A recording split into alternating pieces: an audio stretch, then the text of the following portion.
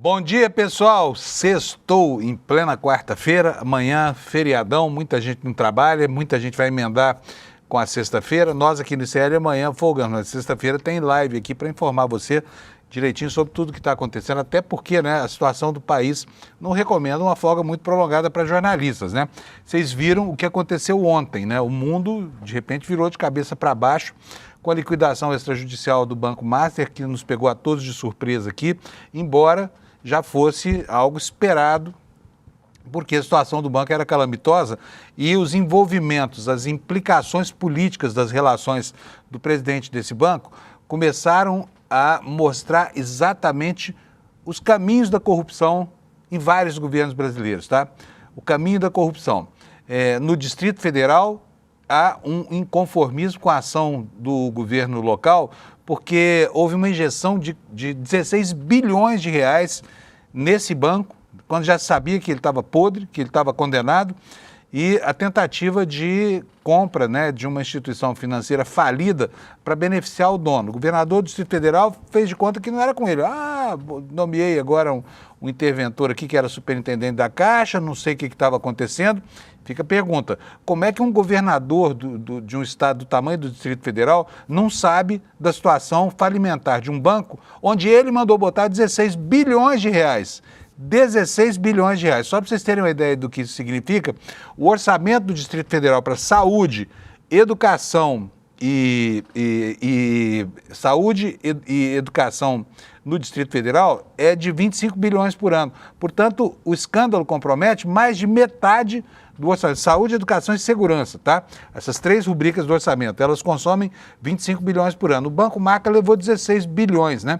E agora tem uma preocupação grande lá no Distrito Federal sobre o que vai acontecer, por exemplo, com o pagamento da folha dos funcionários públicos, que é feita pelo BRB, que também paga, por exemplo, o Tribunal de Justiça da Bahia e outras instituições que têm nesse banco o parceiro, né, no BRB, o parceiro para vários tipos de serviços que o banco presta, né? Não só no Distrito Federal, porque o escândalo respingou também no Rio de Janeiro. Houve 66 aportes do governo do estado do Rio de Janeiro após, né, os primeiros alertas começarem sobre a situação do banco. O governador Cláudio Castro, cujo nome aparece associado hoje a 10 entre 10 escândalos do Brasil, mandou botar lá dinheiro do contribuinte do Rio de Janeiro também. 66 inversões, tá? E, em consequência disso, muitos funcionários públicos cujos fundos de pensão estavam lá sendo manejados no Banco Master, vão sofrer agora, podem ficar aí sem aposentadoria que vinham juntando a vida inteira, tá bom? Mas o mundo hoje não é só Banco Master, teve mais. O governo perdeu feio lá na Câmara, por 370 votos os deputados votaram e aprovaram o 6º substitutivo de derrite desse pacote que começou como lei antifacção pelo governo e acaba, nos termos em que a Câmara aprovou, como lei a favor das facções, porque a Polícia Federal foi colocada de lado, pelo menos na distribuição do orçamento, né? E a pretensão do derrite era pior ainda, é que ela foi sendo alterada ao longo do tempo e o prejuízo não foi tão grande quanto ele pretendia lá no começo, mas ainda assim é significativo e o que se espera agora, o que o governo espera, é que o Senado possa reverter alguns pontos desse pacote que são incompatíveis, por exemplo, com a perspectiva de dar combate mais eficaz ao crime organizado. A gente vai falar sobre tudo isso aqui, tá bom? O ministro Flávio Dino ontem rebateu o colega dele, o ministro André Mendonça, que disse que no Supremo se pratica ativismo judicial. E nos Estados Unidos, a Câmara dos Representantes aprovou rapidinho e depois o Senado ratificou o projeto que recebeu um apoio inaudito de última hora do Trump para a liberação dos arquivos de Jeffrey Epstein, né? E agora vamos ver como é que a opinião pública vai receber aquilo que está lá, né? E que durante tanto tempo o presidente dos Estados Unidos se esforçou em não permitir que fosse divulgado. Enquanto isso tudo acontecia, o Trump recebeu para um jantar de gala em Black Tie, lá nos Estados Unidos, quem? O príncipe saudita que mandou decapitar o jornalista Jamal Khashoggi e falou que isso não tinha, que esse assassinato não tinha nenhuma importância, tá bom? Esses são os assuntos do dia de hoje, né, véspera desse feriado prolongadão, que começou com uma manhã de tempo lindo aqui em São Paulo, como há muito tempo a gente já não via. E eu vou logo chamando o meu companheiro Alex aqui, porque vamos começar, como fazemos todo dia, falando de futebol. Alex, bom dia, meu caro, tudo bem? Bom dia, Panunzo, bom dia a todos. Começando de uma forma diferente, eu gostaria de dar parabéns para minha namorada, Ana Beatriz, 24 anos da minha bebezinha. Então, felicidades, estamos aqui, eu te amo muito e aproveita o seu dia. Muito bem, Ana Beatriz, parabéns para você. Agora, eu preciso contar um segredo de bastidores aqui. Hoje de manhã estava uma confusão aqui no ICL. Entendeu? Por quê? Porque a dona Ana Beatriz, que está fazendo aniversário hoje, resolveu dar um presente de aniversário para o Alex, tá? Sim. Ela faz aniversário, mas ele que ganhou o presente. E o presente dele vai ser ter que ir na marra, amarrado, acorrentado, a um casamento no dia 29, na hora do jogo do Palmeiras. E eu tô achando que esse namoro não resiste até o dia 30 por conta disso, né, Alex? Então, Panunzo, é isso mesmo, dia 29 ela vai ser madrinha de um casamento, e nisso eu pensei e falei assim pra ela, quem é que marca o casamento bem no jogo do Palmeiras na final da Libertadores? Claro, Que absurdo! não estava planejado, minha namorada também falou que o pessoal que vai casar também é palmeirense. Eu, se fosse eles, remarcaria o casamento para outro dia. Se fosse o seu casamento com a dona Ana Beatriz, estava adiado, é isso? Sim, a gente ia se casar só depois da final. E não tem desculpa, porque essa final está marcada há muito tempo. Todo mundo sabia que ela ia ser no dia 29 lá em Lima, no Peru, não é isso? Isso, entre Palmeiras e Flamengo. Isso é muito importante lembrar. Pois é, a coisa mais importante do mundo. E o que mais nós temos para o dia de hoje? Além do aniversário da dona Ana Beatriz... Sim, então hoje eu estou muito emocionado. Então, Panunzo, Por que aqui você tá tá as emocionado, artes. Alex? Por conta do aniversário dela e também Sim, porque sim, é claro. nossa sexta-feira, entre aspas, aqui. Vamos ter um descansinho amanhã, mas ficamos atentos para ver se algo vai aparecer ou não. Então, Panunzo, hoje, depois da data FIFA, dos amistosos, vai voltar os jogos do Brasileirão. Eu não coloquei na artezinha aí por conta da correria que estava aqui de manhã, mas ontem teve jogo já entre Botafogo e Sport. O Botafogo ganhou de 3-2 ali do Sport de virada. E hoje teremos a abertura da 37ª e a 34ª rodada. O que acontece? O jogo entre Palmeiras e Vitória é válido pela penúltima rodada. O jogo vai ser 7h30 ali no Allianz Parque. E do Fluminense e Flamengo em diante será os jogos da 34ª Desculpa, mas o Vitória rodada. não é um adversário qualquer. Esse jogo é para perder ou para ganhar, Alex? Esse jogo eu acho que é para ser Vitória. É vitória do Vitória, não do Palmeiras. Vitória do Palmeiras. Ah, bom. Então, Certo. derrota do Vitória e vitória do Palmeiras. Sim, aí teremos também Fluminense e Flamengo, Grêmio e Vasco, e teremos o jogo entre Santos e Mirassol também, ali pela 34ª rodada. E para não deixar passar, Panunzi, a gente vai falar também sobre o jogo da seleção que aconteceu ontem. Foi 1-1, o Brasil começou perdendo com um gol ali da Tunísia bem no início do jogo, porém o Estevão fez o gol ali de empate de pênalti, lembrando que no segundo tempo o Vitor Roque, atacante do Palmeiras, sofreu pênalti e o Paquetá perdeu o pênalti e isolou a bola para cima do gol, Panunzo. Muito bom. Temos mais ou ficamos por aí mesmo? Apenas isso mesmo, Panunzo. Bom dia e vamos nessa. Beleza, maravilha. 7h08. Bom dia para você que está acordando agora. Vamos começar aqui agora a caminhar pelo noticiário hoje, como faço sempre aqui, mostrando para vocês a capa do site do ICL, iclnoticias.com.br. Está aí a manchete principal.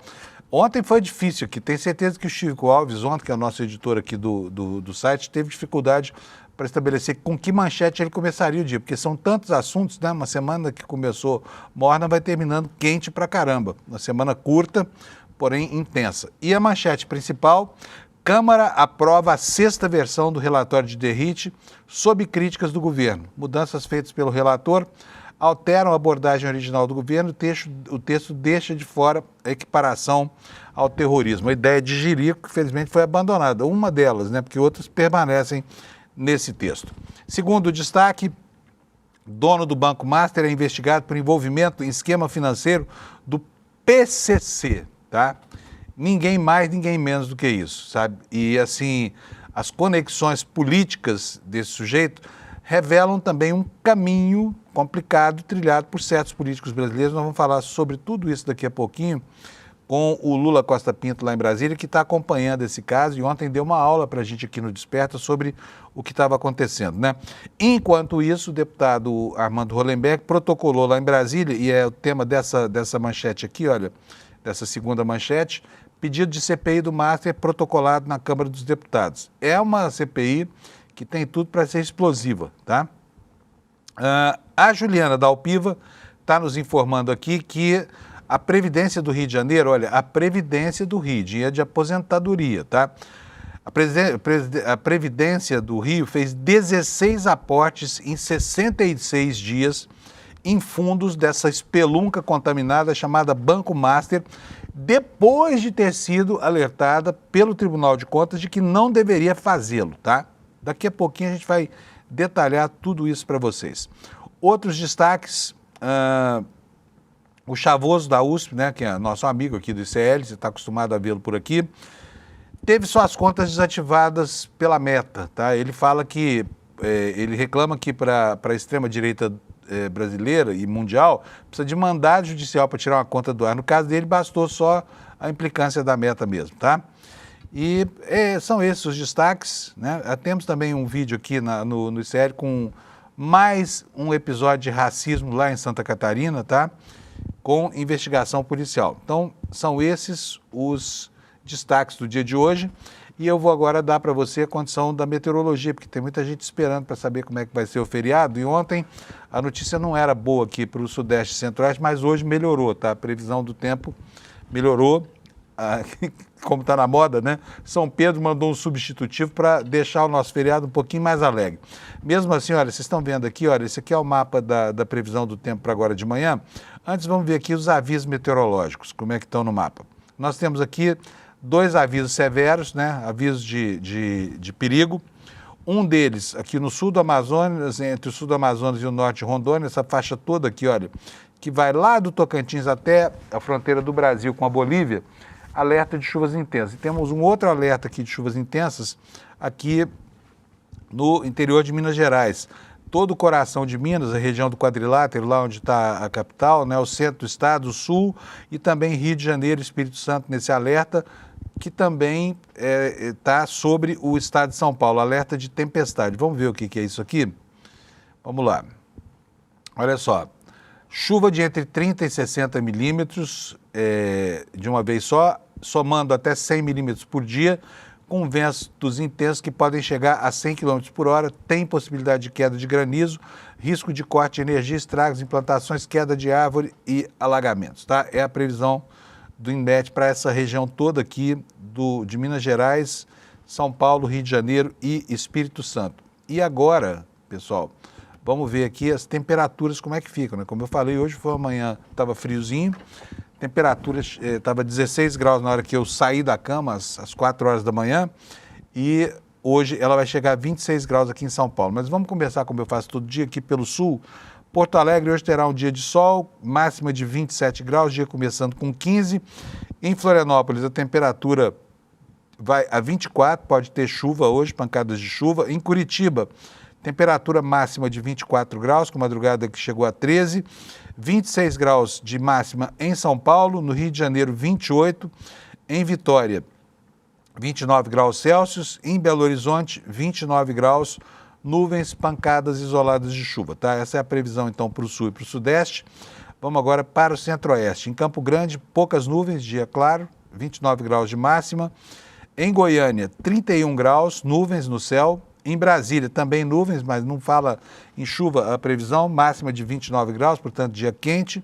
Em Mato Grosso, 33 graus de máxima. Cuiabá terá um dia nublado hoje. E em Palmas, no Tocantins, 36 graus Celsius. Agora vamos para a região norte. Em Porto Velho, Rondônia, máxima de 32 graus. Aqui chove em todas as capitais, tá? Rio Branco também com 30 graus Celsius. Manaus com 34, Boa Vista 35. Em Macapá, 34 de máxima. Aqui a coisa começa a ficar quente. Olha, Belém lá, né? Com a COP meio fria, mas a temperatura está alta lá, 34 graus Celsius. Em São Luís, 33. No Forno do Brasil, Teresina, 33 graus também. E aqui nas capitais do Nordeste, um dia claro, bem aproveitável para quem pretende ir para a praia, com 31 graus de máxima em Fortaleza, 30 em João Pessoa, Recife, 32 em Maceió, dia quente hoje lá em Maceió, Aracaju também 32, Salvador, 31 graus Celsius. E eu vou voltar aqui para não esquecer de Palmas, Tocantins, depois o pessoal, os tocantinenses, pegam no meu pé aqui. Você esqueceu Palmas de novo. Por quê? Não esqueci.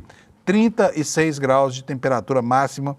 O pessoal de Palmas vai passar calor hoje de novo. Então está aqui a previsão do tempo. Agora vamos começar a detalhar o noticiário e daqui a pouquinho nós vamos ter Kleber Lourenço para falar para nós sobre o que aconteceu ontem lá em Brasília, tá?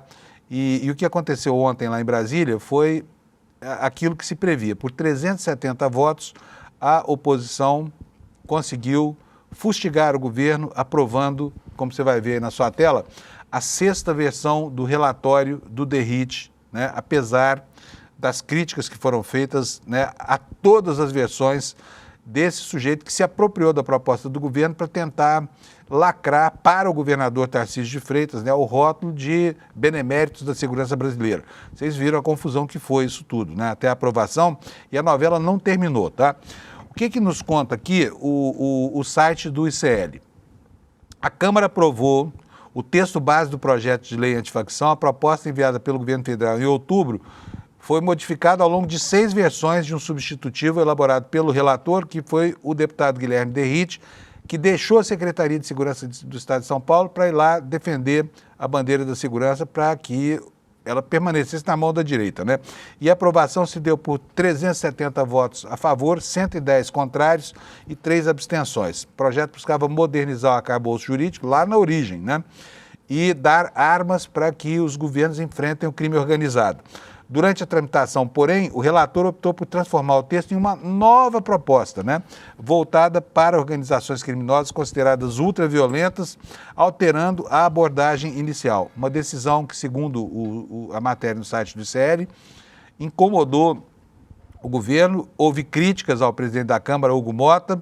Por quê? Porque Hugo Mota foi, nesse caso, funcionou como uma espécie de agente provocador, né, permitindo à direita mais radical do país, a um homem que tem o currículo de violência e mortes, como tem Derrite, né, de repente se apropriar e transformar numa bandeira ideológica, né, um tema que precisa ser resolvido no Brasil, né? O governo, de fato, precisa de instrumentos legais para combater o crime organizado.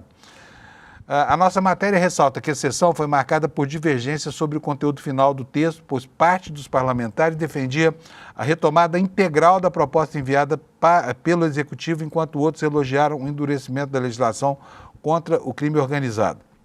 Esse texto cria novos tipos penais, cria o crime de domínio social estruturado, penas que variam de 20 a 40 anos para integrantes de facções que agem com muita violência, milícias ou grupos paramilitares. E eu já quero saber do Alex se o Kleber já está ok, porque, então vamos botar o Kleber na tela já, porque o Kleber acompanhou a sessão de votação e vai dar para nós aqui. Oi, Kleber, bom dia, tudo bem? Opa, bom dia, Panuso, bom dia à comunidade do ICL. Bom dia, Kleber. Conta para nós. Foi uma derrota e tanto para o governo, né? Uma derrota previsível, aliás, porque não houve em momento nenhum acordo. Agora, ela revela o poder concentrado nas mãos disso que é, na verdade, a soma da direita com a extrema-direita do Brasil. 370 votos, né, Kleber?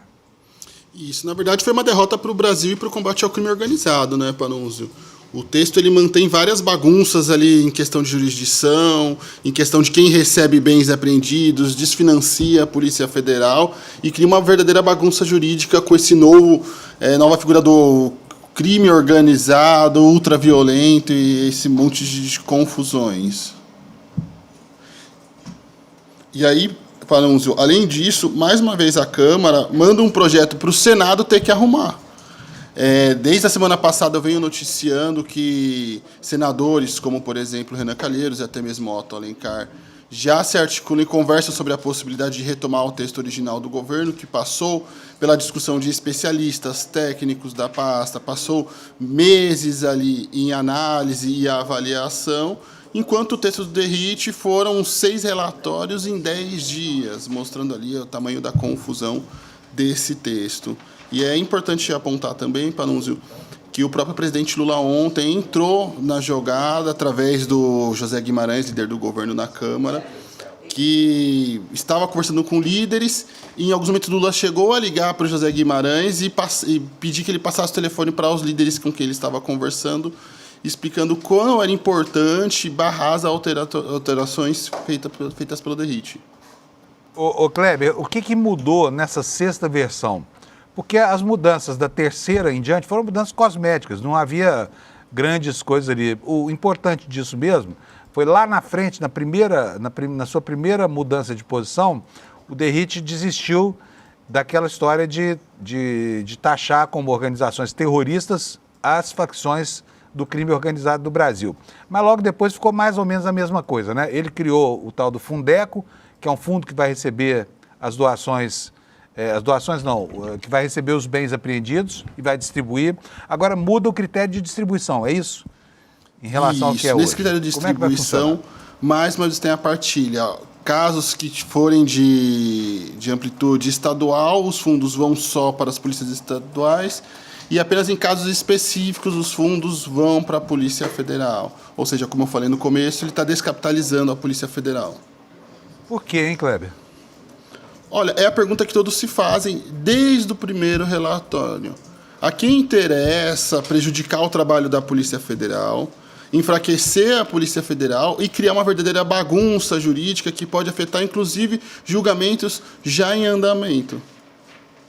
Pois é algo que é muito estranho, porque, afinal de contas, a pretensão era fortalecer o sistema, integrar as polícias, né?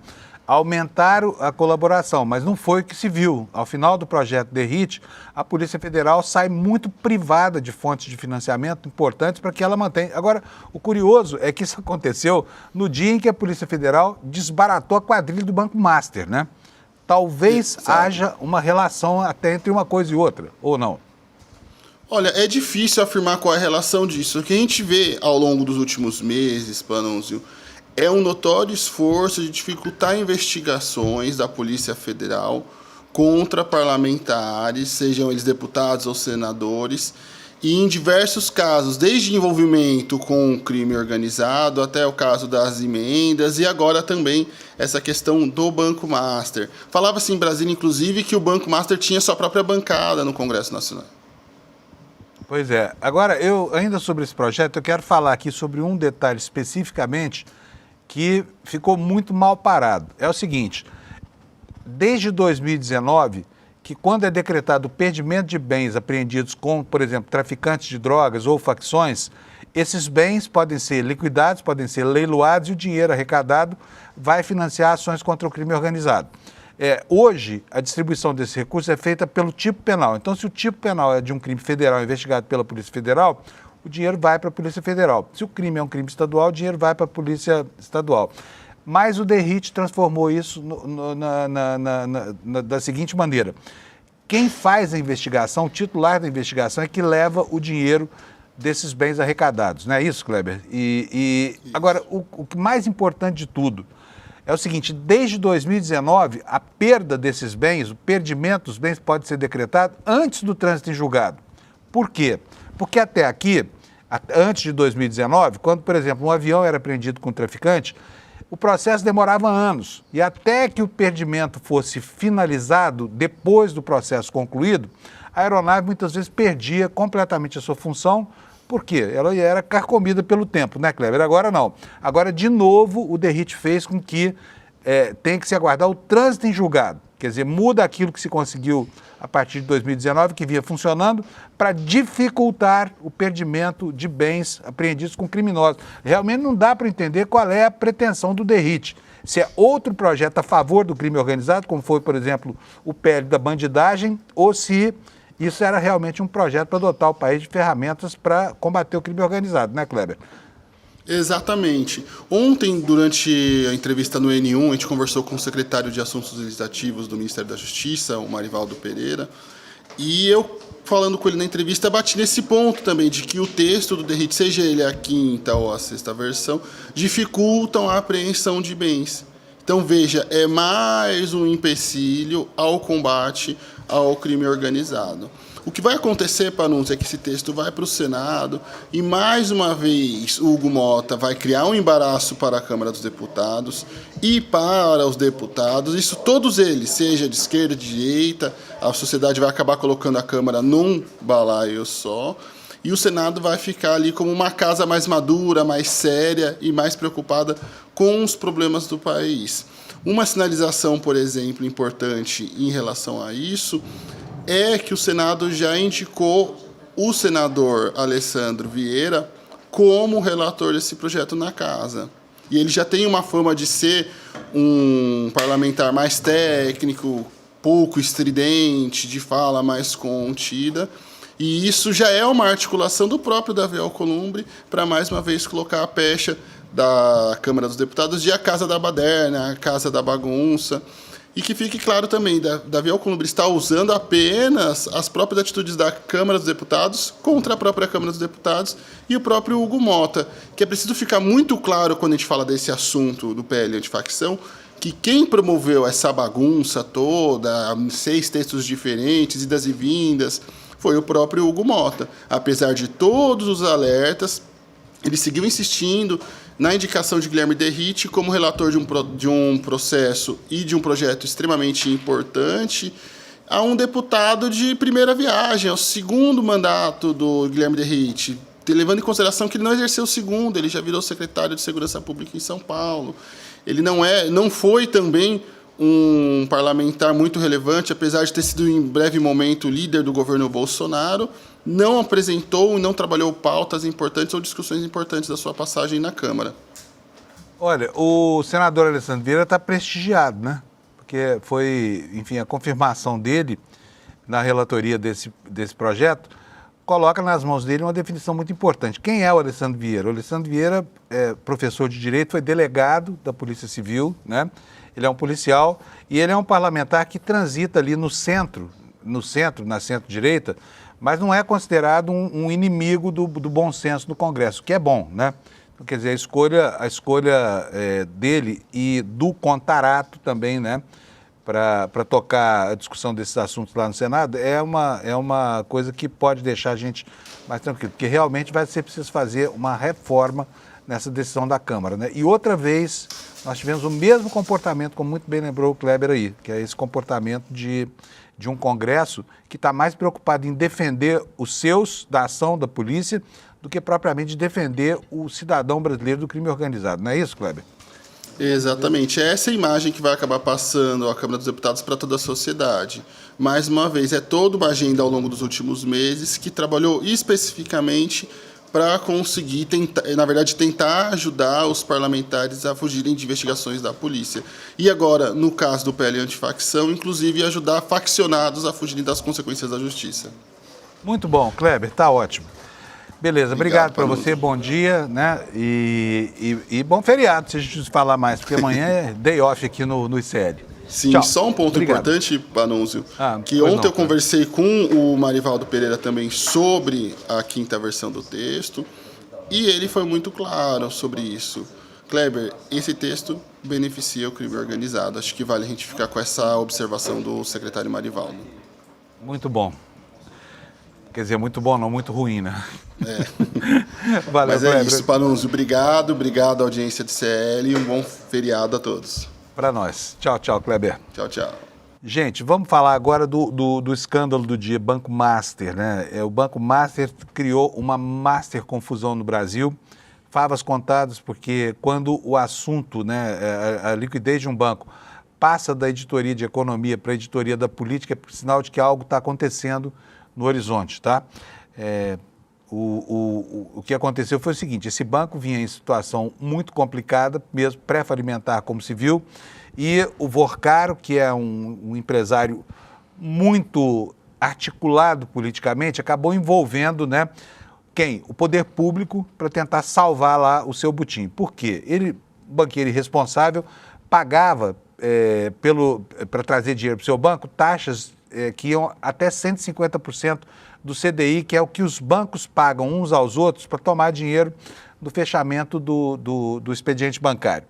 Então, ele pagava isso, mas ele não tinha como repor esse dinheiro e acabou acumulando aí um passivo gigantesco, um passivo que ninguém sabe exatamente quanto é, fala-se em 12 bilhões, mas só no Distrito Federal tem investimentos ali de 16 bilhões de reais, contas de previdência, fundos de pensão, enfim, uma confusão louca. E agora se sabe que o lobby dele era forte e 2 governadores estão aí pendurados, né, na mira de serem investigados pela Polícia Federal por causa do envolvimento com esse empresário desonesto que tentou entregar para a viúva a conta do negócio ruim que ele fez para o país, tá? E agora se sabe que o dinheiro que ele esperava amealhar para tentar salvar a sua instituição não vinha só da corrupção do poder público, podia vir também do PCC, e é sobre isso que nós vamos falar agora. Eu quero que o Alex mostre para a gente aqui a capa do ICL, tá aqui, olha. A manchete que eu quero mostrar para vocês é essa: dono do Banco Master é investigado por envolvimento em esquema financeiro do PCC. Olha só de onde é que vem o dinheiro dessa gente, tá? Dono do Banco Master é investigado por envolvimento em esquema financeiro do PCC. Segundo o Ministério Público de São Paulo, Vorcaro e o esquema dele também envolvem o Atlético de Minas Gerais em um esquema de lavagem de dinheiro de facção. Veja só, vamos ver o que é isso? A Operação Compliance, em que a Polícia Federal prendeu Daniel Vorcaro na noite de segunda-feira, enquanto ele tentava deixar o país, também investiga a possível ligação dele com o primeiro comando da capital, que é o PCC. Segundo o Ministério Público de São Paulo, o dono do Banco Master envolveu o Atlético de Minas Gerais em um esquema para lavar dinheiro dessa facção criminosa. Em 2023 e 2024, ele investiu 300 milhões de reais no Atlético para adquirir 29,6% da Galo Holding S.A. É a empresa que controla 75% das ações da Sociedade Anônima de Futebol, a famosa SAF, né, que mantém o clube. Os recursos foram aportados por meio do Galo Forte Fundo de Investimentos em Participações, que, por sua vez, recebeu dinheiro de outros fundos de um arranjo do tipo fundos de fundos, né? Chama FOF, a sigla disso, em que fundos investem em outros fundos e não diretamente em ativos econômicos. A informação foi publicada pelo repórter Marco Aurélio Neves, do jornal O Tempo, lá de Minas Gerais. O capital do Galo Forte FIP tem origem em fundos Olaf 95 e Hans 95. Esses fundos são administrados pela REAG Investimentos. Essa REAG foi alvo, né, da Operação Carbono Oculto da Polícia Federal. A gente falou bastante sobre essa REAG aqui com vocês nas últimas semanas. Segundo as investigações, esse fundo Olaf 95 transferiu 15 bilhões a um outro fundo, o fundo Astralo, que diversificou operações em 35 fundos, entre eles esse do Atlético lá, que se chama o Galo Forte. Desde a criação em 2023, o Galo Forte FIP investiu exclusivamente na Galo Holding S.A., com aporte de 100 milhões no primeiro ano, 200 milhões no segundo. Para o Ministério Público Paulista, essa estrutura foi usada por Vorcaro para ocultar patrimônio e lavar grana do PCC, replicando o mesmo padrão identificado na Operação Carbono Oculto, né? Essa operação desarticulou um esquema bilionário de lavagem de dinheiro da facção no setor de combustíveis, que alcançou o mercado financeiro formal. Ao todo, 49 postos de gasolina foram intentados só no Piauí, em terra de Ciro Nogueira, que está bastante implicado nessas histórias todas aqui, tá?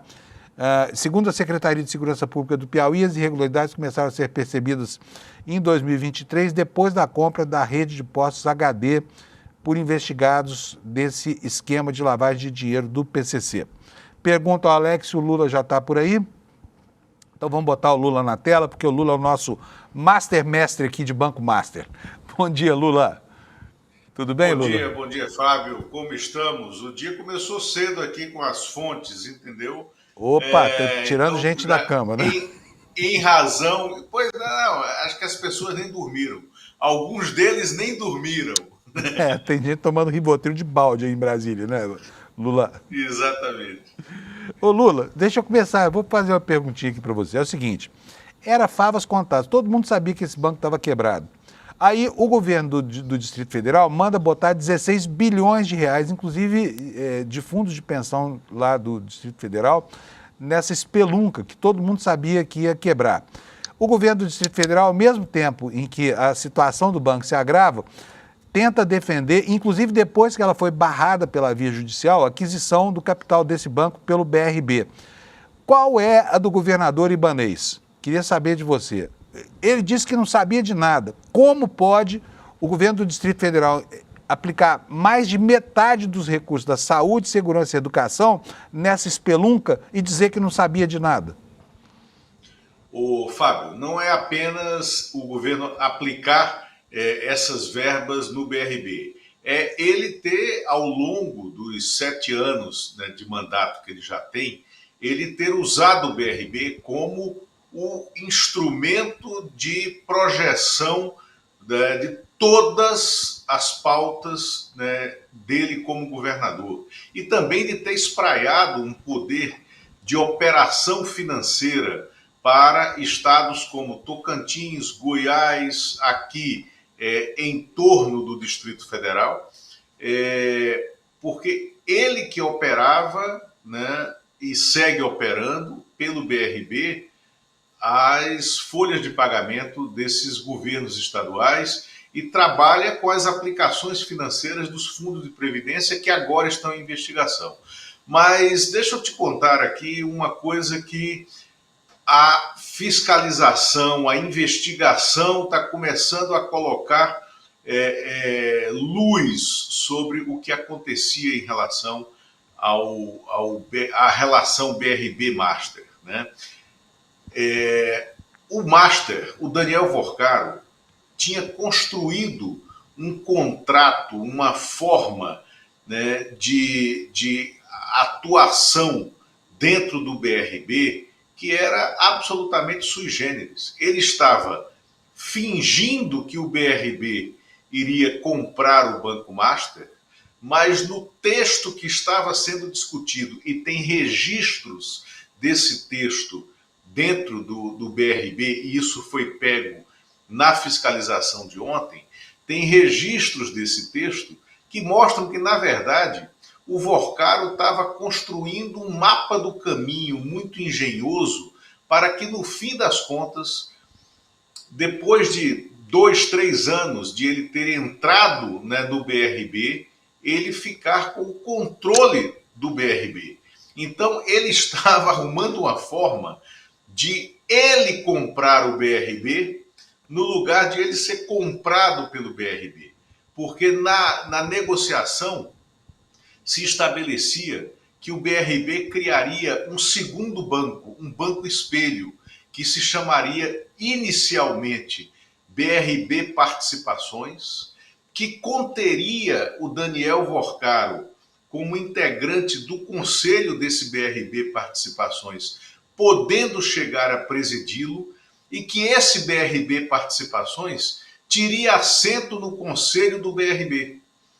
E como seria uma aquisição do Master pelo BRB, não implicaria naquela penalização que agora está dada, né, ao Daniel Vorcaro, né, com a liquidação extrajudicial do Master, de que ele não poderia mais ser ex-banqueiro. Então, o Daniel Vorcaro estava construindo um sistema no qual, no futuro, ele poderia, inclusive, por uma forma de troca de ações, como o governo Bolsonaro fez com a Eletrobras, ele poderia se tornar o controlador de um banco público, que é o BRB, sem que fosse necessário um leilão desse banco público, né? E isso estava sendo feito e construído sob os olhos do Ibanez Rocha. Ele não pode alegar esse desconhecimento, né, do assunto. O Ibanez é advogado de carreira, foi presidente da OAB do Distrito Federal, que foi o que o projetou na política local, e o escritório de advocacia dele trabalha com contratos pesadamente, né? Então é impossível essa alegação. Agora tem algo mais grave, porque a Celina Leão, que é a vice-governadora dele, não só sabia de tudo, como ela era a personalidade que conduzia o Daniel Vorcaro e os seus padrinhos políticos, Ciro Nogueira, Arthur Lira, Antônio Rueda, todos muito próximos da própria Celina, dentro dos corredores do governo do Distrito Federal e do BRB, né? Até para convencer o Paulo Henrique Costa, né, de que esse negócio tinha que ser feito.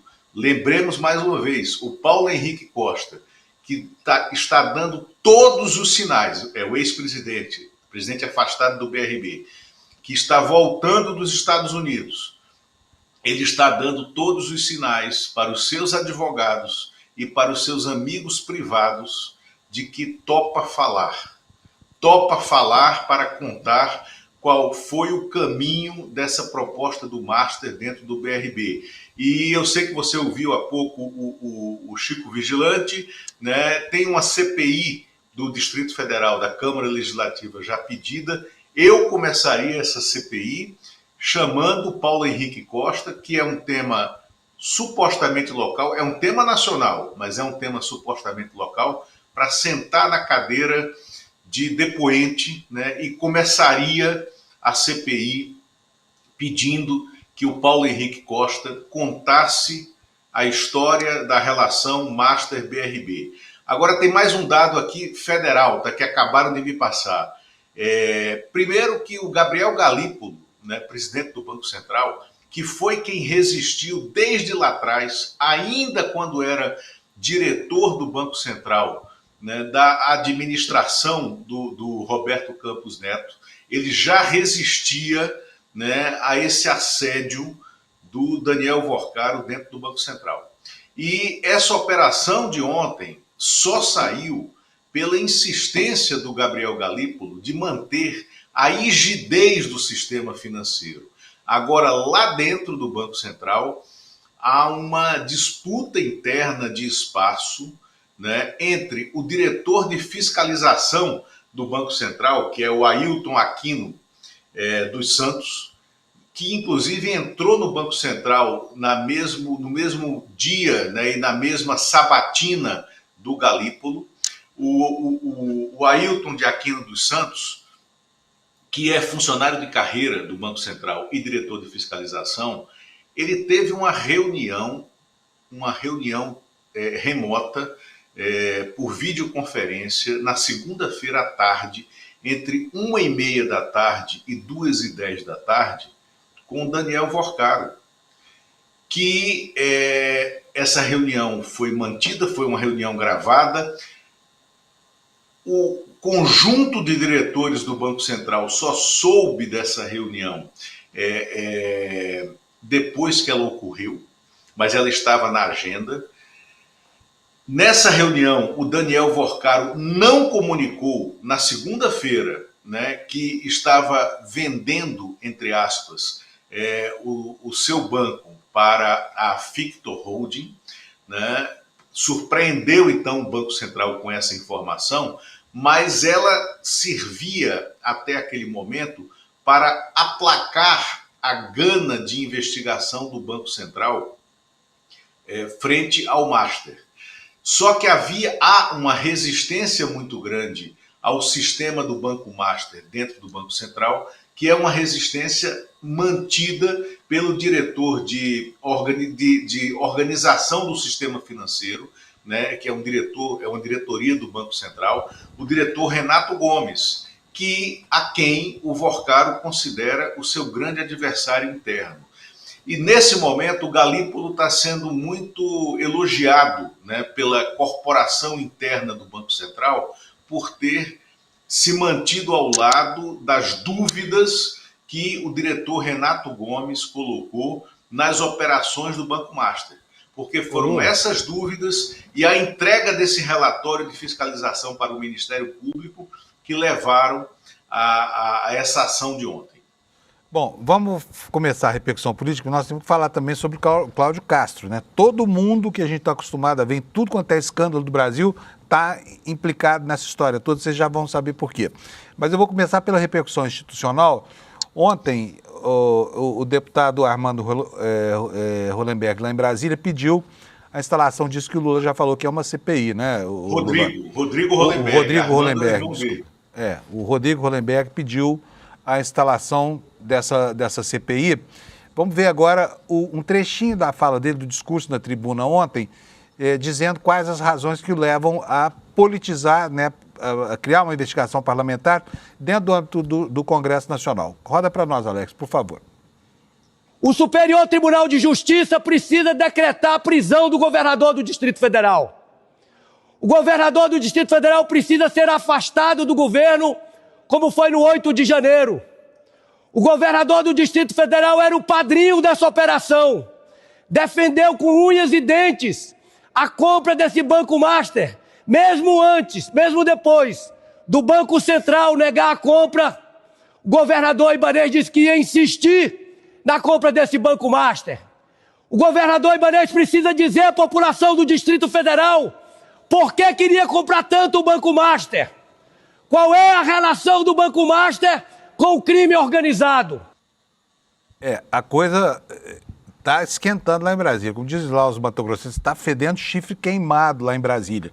E eu conversei também, Lula, com o Chico Vigilante, como você antecipou, e o Chico me falou o seguinte, que fica muito difícil para o governador dizer que não sabia de nada nesse momento. Ah, não, eu botei lá um presidente novo no lugar do antigo para garantir. Aliás, a informação sobre essa pessoa que assume lá o BRB é de que ele tem, a esposa dele tem relações do tempo da OAB com o Ibanez. Mas vamos voltar aqui para o Chico Vigilante.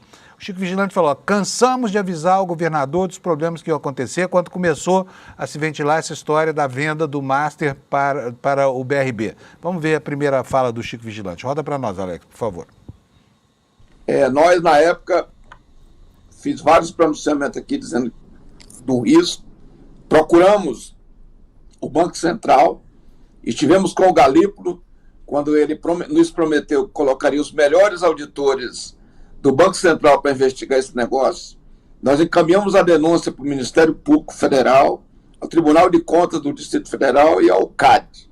Felizmente, esse negócio não prosperou. Mas a gente está vendo hoje que mesmo o negócio não tendo prosperado, eles se anteciparam e praticamente dilapidaram o Banco de Brasília, né? Porque o que se fala aí é de que eles teriam comprado carteira podre do Banco Master, que envolve cerca de 12 bilhões e 200 milhões de reais. A gente precisa investigar profundamente para ver desses 12 bilhões quanto que compromete o BRB. Ô Lula, e tem mais uma coisa, hein? Além dessas... É óbvio que todo mundo no Brasil sabia que isso ia dar confusão. Portanto, o governador do Distrito Federal não pode dizer que não sabia de nada. Agora, o pior disso tudo é o seguinte, ontem a 10ª Vara de Justiça Federal mandou bloquear os recursos do BRB. 12 bilhões e 200 milhões. 12 bilhões e 200 milhões é metade de todo o orçamento deste ano da saúde, segurança e educação do Distrito Federal. É muita grana, o prejuízo é muito grande. E aí o Chico Vigilante chamou a atenção para um outro problema. Já que o banco está com os recursos bloqueados, né, para tentar evitar o prejuízo para o contribuinte do Distrito Federal, como é que vai ser feito o pagamento da folha de pagamento dos funcionários do Distrito Federal? E não só isso, porque o BRB é um banco que vai além das fronteiras do DF. Olha só o que disse o Chico Vigilante sobre isso. Essa que é a nossa grande preocupação, porque todos nós aqui, inclusive os funcionários da Câmara Legislativa do Distrito Federal e todos os servidores do governo do Distrito Federal, são mais de 100 mil servidores, inclusive aposentados, que tem como fonte pagadora, o governo transfere o recurso, quem paga a gente é o BRB. Portanto, eu estou muito preocupado com o que vai acontecer com os servidores. Os servidores do Tocantins também, quem paga é o BRB, tem a situação do Tribunal de Justiça da Bahia, questão dos precatórios e uma série de outros pagamentos que são feitos, e no estado do Piauí também é o BRB que paga. É grande a confusão, né, Lula? E não é só isso, tem o Cláudio Castro na parada, mas eu queria saber se você quer falar sobre isso que o Chico falou, o Hollenberg. Quero, porque há um medo muito grande de corrida bancária, tá? As agências do BRB para saque de investimentos e para saque de volume de recursos que estão depositados em contas correntes. Então, o Banco Central já está identificando uma busca fora dos padrões às contas bancárias e aos investimentos no BRB. Isso é preocupante, porque aí o Banco Central teria que administrar dois tipos, né, de corridas às contas, do Master e do BRB.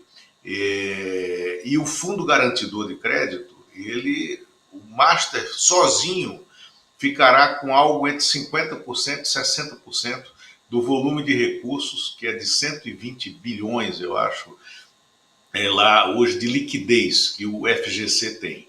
Então tem essa preocupação, e é por causa disso que o tema de possível federalização do BRB não saiu da pauta do Banco Central, vai ficar no curso dessa observação ao longo dos próximos dias, e eu te digo aqui com alguma rodagem aqui em Brasília, eu acho que o BRB será federalizado. Se ao final dessa federalização ele vai ser devolvido ao governo do Distrito Federal, ou ele vai ser privatizado, ou ele vai ser incorporado por outro banco estatal, Banco do Brasil ou Caixa Econômica, não sei. Mas nesse momento, até para conter essa advertência que o Chico Vigilante fez, né, porque ela está gerando uma corrida bancária ao BRB, né, o tema da federalização, para dar segurança ao sistema, está posto. Lula, agora vamos falar, estamos falando aqui que o BRB vai além das fronteiras do Distrito Federal. E vamos para o Rio de Janeiro agora ver as implicações lá, porque o Cláudio Castro também andou botando dinheiro a rodo no Banco Master, né? Está aqui a manchete, quero mostrar para vocês. Olha aí, Previdência do Rio fez 16 aportes em 66 dias, isso a despeito, apesar de o Tribunal de Contas do Estado ter obstado é matéria do Igor Melo na coluna da Juliana Dalpiva. Eu vou ler aqui um trechinho, depois o Lula comenta. A Rio Previdência, Fundo Previdenciário do Rio de Janeiro, fez 16 aportes em fundos ligados ao Banco Master entre 20 de maio, outro dia, hein, e 25 de julho. O assunto estava na pauta já. Um intervalo de 66 dias apenas. Aportes que somam mais de 1 bilhão e 100 milhões de reais. Eles ocorreram mesmo depois que o TCE do Rio de Janeiro publicou um acórdão apontando graves irregularidades na relação da autarquia com os produtos do Master. O Banco Master foi alvo da operação. Esses aportes foram realizados em 3 fundos ligados ao Master. Arena Fundo de Investimento, renda fixa, 662 milhões. Revolution Fundo de Investimentos de Renda Fixa, 401,4 milhões. Fundo de Investimento em Ações, 100 milhões, tá? E aí está aqui a informação de que a Rio Previdência ignorou o ofício. Em acordo publicado em 8 de outubro, a conselheira do TCE, Mariana Montebello Willeman, afirmou que o diretor-presidente da Rio Previdência, Davis Marcon Antunes, ignorou o ofício enviado pelo tribunal, alertando para o risco pessoal para os tomadores de decisão que insistissem em manter aportes irregulares no Fundo Master. A conselheira disse o seguinte, olha, a falta de manifestação sobre tal comando, aliada à continuidade dos aportes em 2025, revela, no mínimo, falta de prudência dos membros da alta gestão da Rio Previdência e reforça a necessidade de tutela inibitória imediata. Não adiantou, tá? Não adiantou o aviso. Agora, pergunto para você, Lula, de onde saem tantas injunções políticas desse forcário? Ele operava na sombra, mas ele tinha uma ascendência sobre gente de alto coturno da política brasileira. Como isso? Não só de gente de alto coturno da política brasileira, sobretudo de coturno, tá? A turma que usava coturno, porque ele teve uma ascensão muito grande, muito rápida no governo Bolsonaro. Agora, ele era pluripartidário, tá? Então, ele reuniu no conselho, eu vou te dizer como. O cargo de conselheiro de uma empresa privada do porte de um Banco Master rende a um conselheiro que não tem funções executivas um jeton de 30 mil, 40 mil reais, né, em média, para ter presença nesse conselho sem funções executivas. Daniel Vorcaro topava pagar 250, 300 mil reais por mês para um aconselhamento como esse, né? E aí ele conseguia amealhar, né, diversos conselheiros, diversos consultores sem coloração partidária. Agora, a turma que pegava na mão dele mesmo para abrir portas em Brasília, essa turma era a trinca. Ciro Nogueira, Arthur Lira, Antônio Rueda, né? Era essa trinca mais efetiva, mais eficaz. E a gente conhece a vida do Ciro Nogueira. O Ciro Nogueira, antes de se tornar essa personagem amarga e radicalizada à extrema-direita, ele transitava em todos os níveis. O Ciro Nogueira foi eleito senador 2 vezes no Piauí com apoio do PT, né? Do Partido dos Trabalhadores, aliado ao Partido dos Trabalhadores, né? Ele rompeu com essa lógica a partir do impeachment, né, da Dilma, quando ele vira a chave, né, e aí ele se torna essa personagem que ele se tornou e vai se tornando mais amargo ao longo do tempo. Então, essa foi a história. E aqui mais um dado também do que está sendo descoberto. Tá? Havia um esquema de produção de dossiês contra conselheiros e conselhos de outras instituições financeiras do setor privado. Eram dossiês que o Daniel Vorcaro encomendava contra os seus concorrentes, contra os seus antagonistas de mercado, para botar na mesa na hora da negociação. Na hora da negociação, ou para romper com eles durante uma negociação, ou para fazer com que eles viessem para o lado do Daniel Vorcaro na hora da negociação, porque existia um dossiê levantado, um quem é quem, né?